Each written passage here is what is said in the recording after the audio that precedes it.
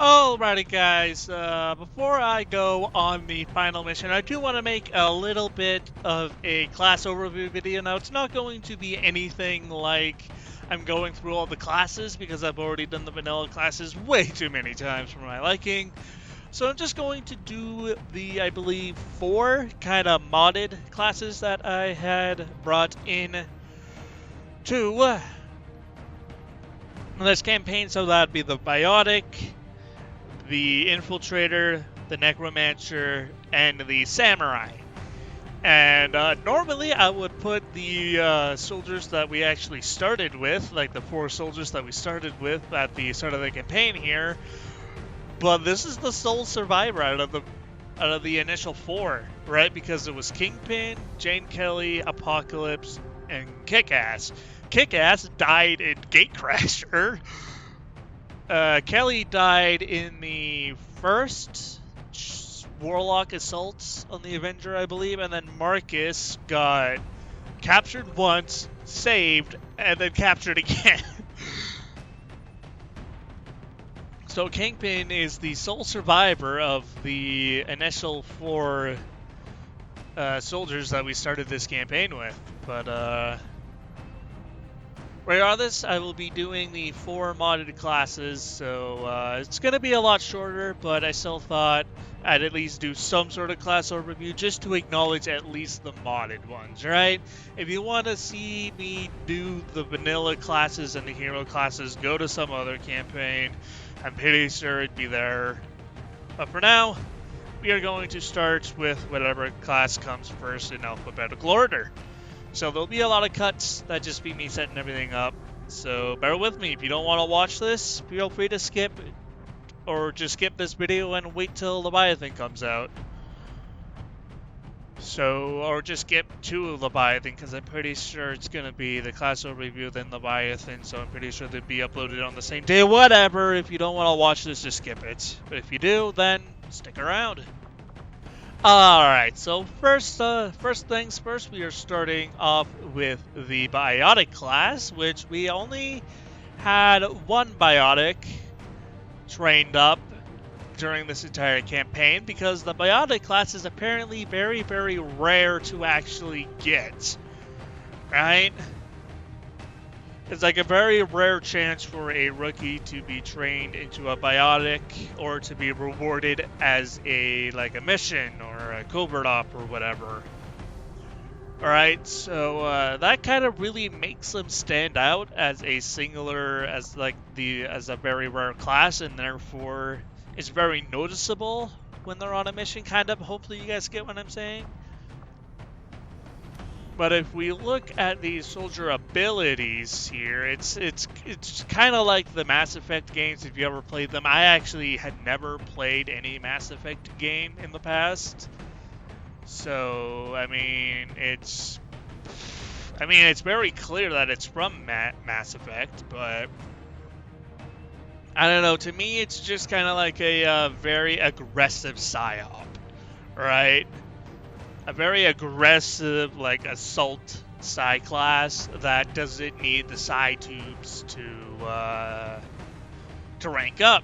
And we haven't even gotten a max rank with Rel, because I kind of didn't use her a lot, which is a shame, because I would really like to see what the max ranking abilities are. But well, I mean, overall it's definitely an interesting and fun class.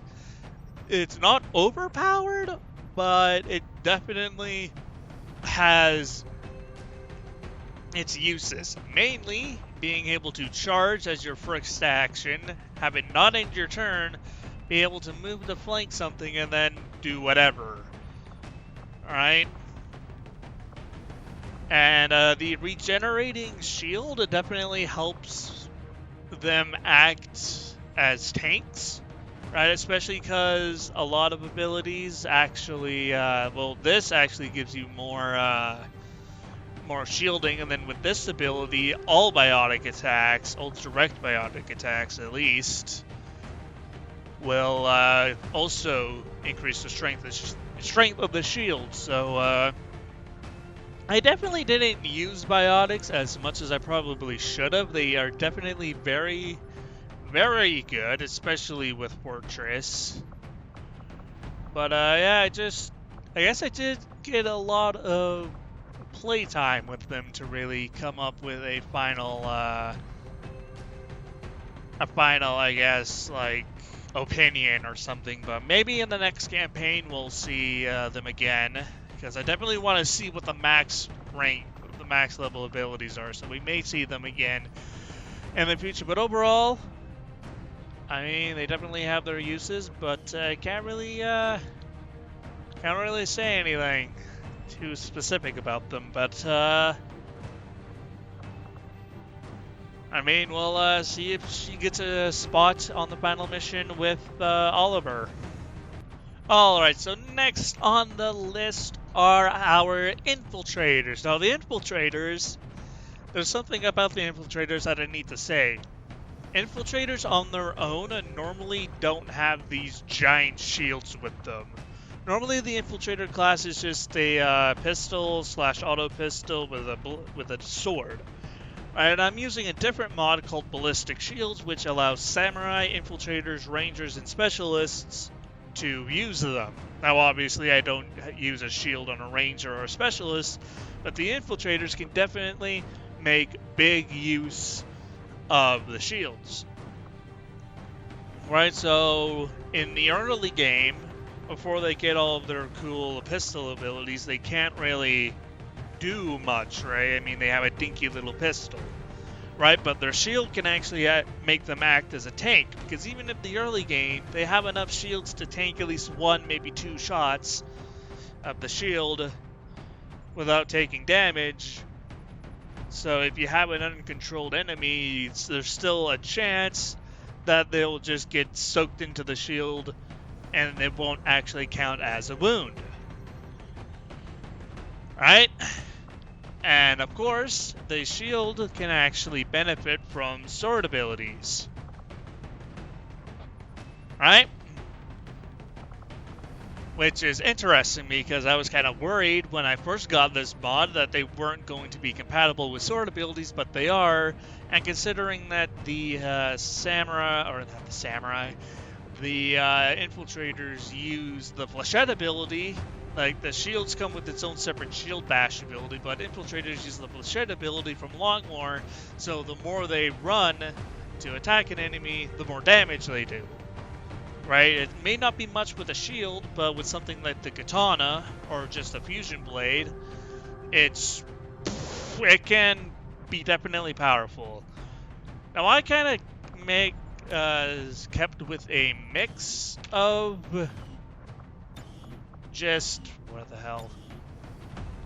I kind of kept with a mix of sword and pistol abilities just because I like having that versatility with them. Now, obviously, with the samurai class included in this playthrough, then the sword abilities are kind of definitely outclassed. But the pistol abilities, including stuff like lightning hands, fan fire, I never really used gunslinger, but these two abilities, and I guess I should have gotten quick draw too, but these two abilities definitely are like big powerhouses, right? I didn't have a lot of opportunities to use face-off, sadly, but I mean, definitely a fun class. Maybe not my favorite one of the four modded classes that I have, but definitely a fun one, right? We'll definitely probably at least see a samurai in this in the final mission, maybe, or not samurai, an infiltrator. God damn it! And it probably won't be Greylow because, I mean, I kind of want to not use soldiers that I used in the network tower. I want to kind of get that mindset that Nareva has, just so as many soldiers as I can fit into the last two missions can actually happen. Yeah, they are definitely very good tanks with the ballistic shields, and we may be seeing them again in a future campaign. Alright, next up are our Necromancers, and fun fact, a few campaigns ago, if you remember me doing Vanilla Xcom 2, a better advent, like vanilla, a better advent, right before War of the Chosen even came out, I used the Necromancer class, but I think only like 1 or 2 soldiers got promoted to a Necromancer.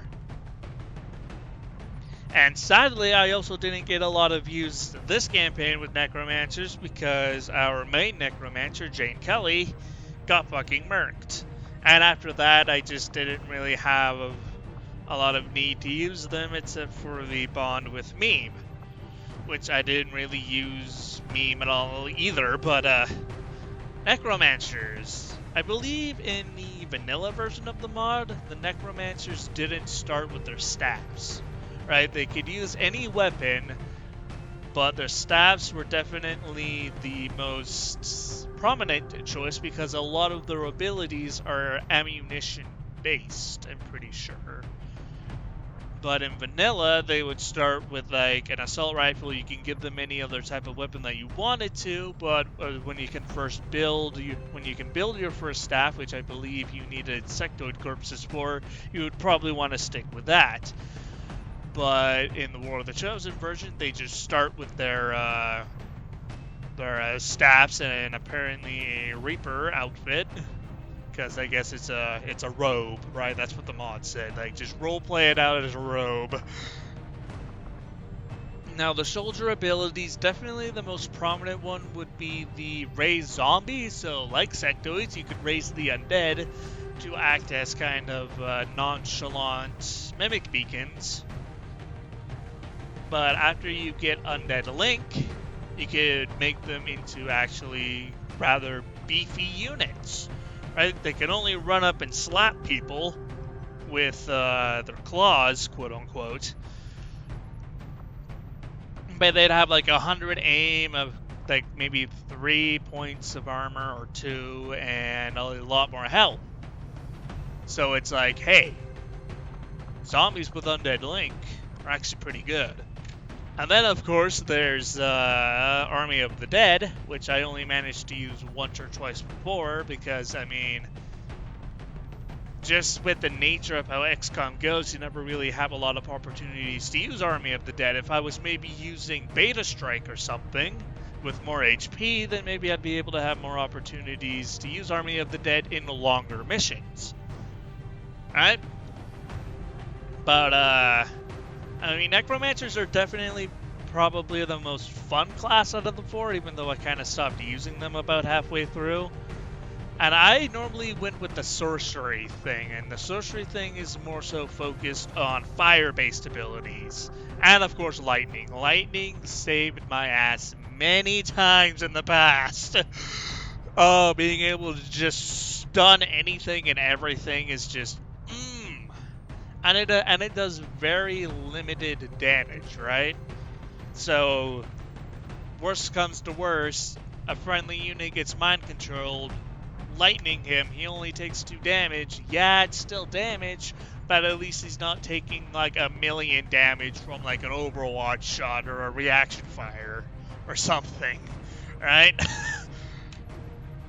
Now, normally with mind-controlled enemies, I just try to stasis them or just flashbang the attacker, but if it's someone like the Warlock who's mind-controlling them, then the only option is to stasis the unit that is mind-controlled. But I never got to use Death Touch, definitely an interesting one. But Combustion is definitely very useful, considering that it does a lot more damage than just 1 to 2. And I think it also scales with the level of the amp as well. But yeah, definitely Wraith, Zombie, Combustion, and Lightning are the highlights of the Necromancer class. It's definitely a very fun thing to use. I never went down the Shaman route because, I mean, why make a healing Necromancer who has limited healing anyway when I could just make my army a medical specialist, which I normally do anyway. But yeah, Necromancer's definitely fun. I wish Jane Kelly would have lived a bit longer, but oh well, shit happens. But yeah, I can see myself using Necromancers again in the future. Oh boy! Samurai. Samurai, samurai, samurai. I mean, at the end of the day, regardless of how I try to defend them, samurai are just O-fucking-P, especially with the dual-wield melee mod. Now, normally they just have one sword and no secondary weapon, but with the dual-wield melee mod, they can have dual-wield melee, right? And the thing is with the dual-wield melee is that each sword has its own separate chance to hit, and in turn its own separate chance to crit. Now, swords have a natural chance to crit anyway that only increases with tech level, but with skills like Cutthroat and Hawkeye, it's like they are just insane, right? You can one-shot literally almost anything, right? Like during the Warlock Stronghold, or whichever one it was, like Teresa here was one-shotting Andromedons in both phases. It's like, what the heck, woman? And then, of course, with Reaper, it just gets even more powerful because you can Reaper and then murder half the map. And even though Reaper reduces damage by 1 each turn, it's only 1. Right? Fusion Blades are doing like 6 to 8 damage, so times that by 2, and then add in abilities like Cutthroat and Hawkeye, and then all of a sudden, it doesn't matter, because even 5 kills in, you're still doing like 15 to 18 damage. It's like, what the fuck? Oh, dear. But it's just flat. Samurai are freaking overpowered. Out of our mind, right? I mean, yes, they saved my ass many times before, but many missions were just complete, like, laughing stocks because of Samurai. I don't know if I would really want to use Samurai again just because of how fucking crazy they are. Oh my god, it's like this, the Samurai made this mission a breeze, or this campaign a breeze.